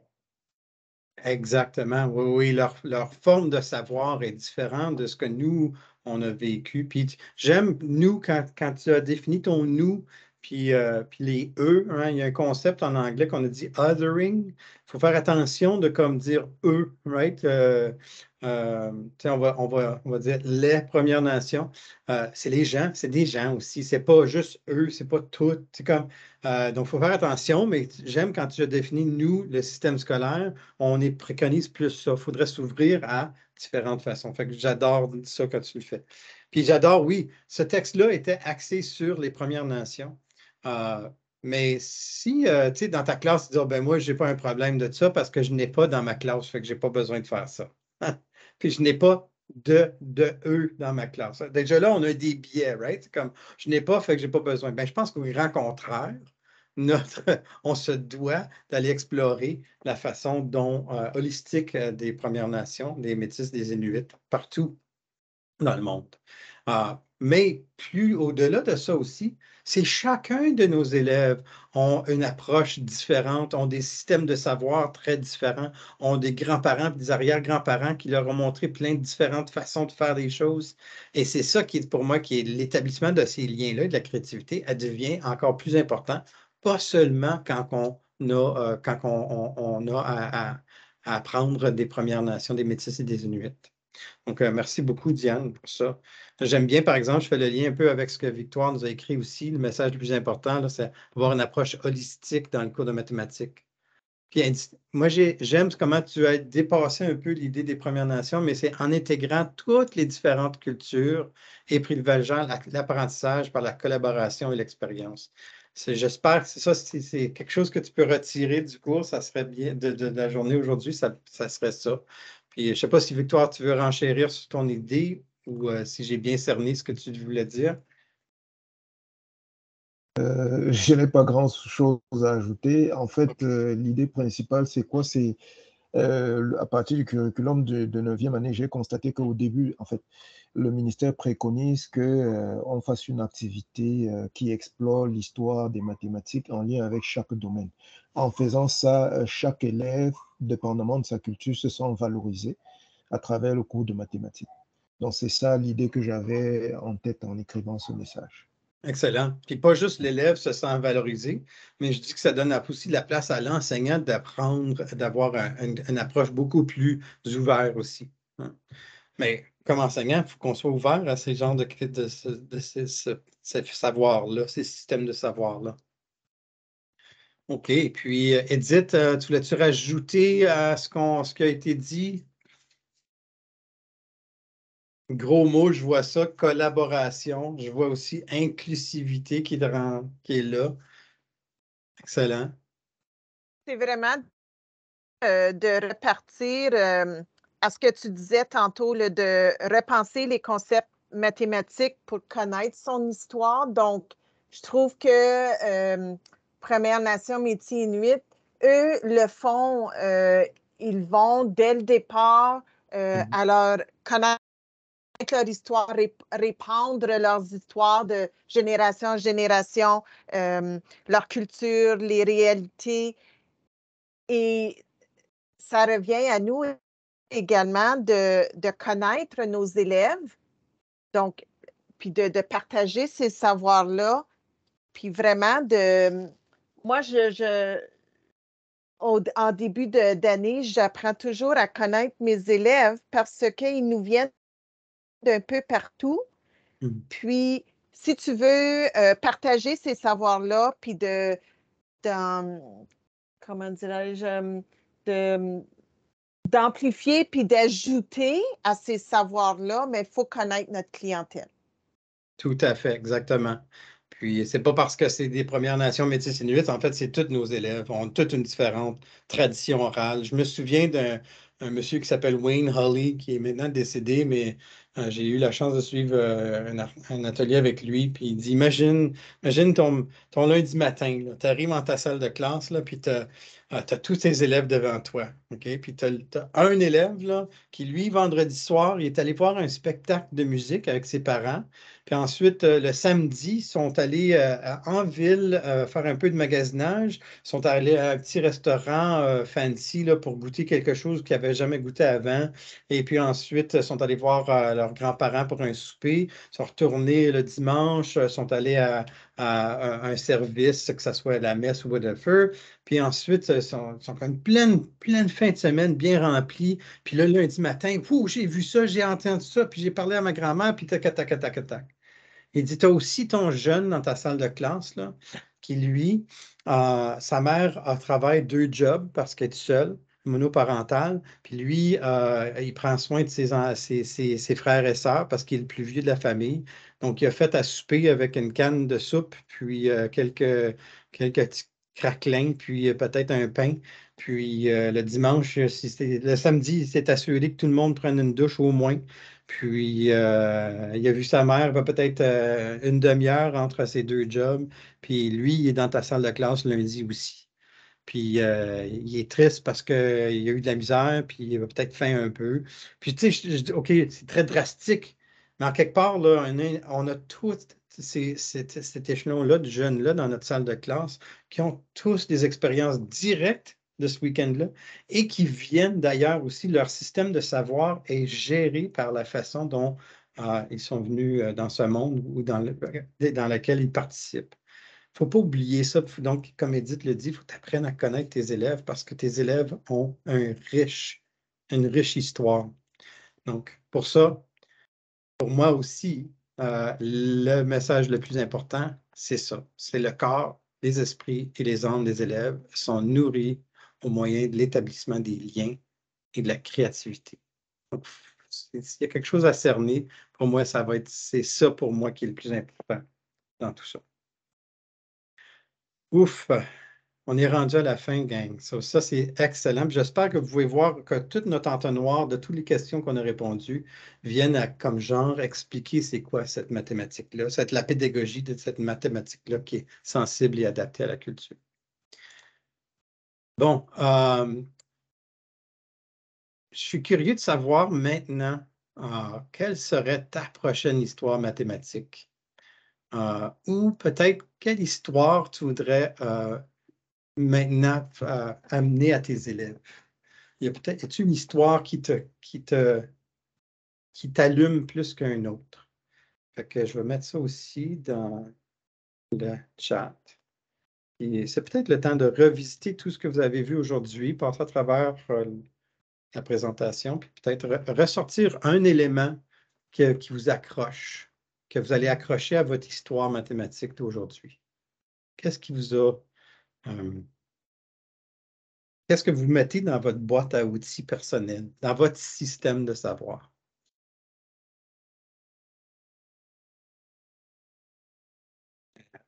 C'est ça. Je vais vous donner un 5 minutes pour ça aussi, puis on revient à la fin juste pour faire un petit peu de travail là, de ce que j'appelle les formulaires, puis les rétroactions, puis toutes ces choses-là, puis les ressources, tout ça. OK? Donc, je vous donne un 5 minutes, 3h18, donc 23. On va revenir à 23. Puis, je vous laisse écrire votre idée, votre prochaine histoire mathématique.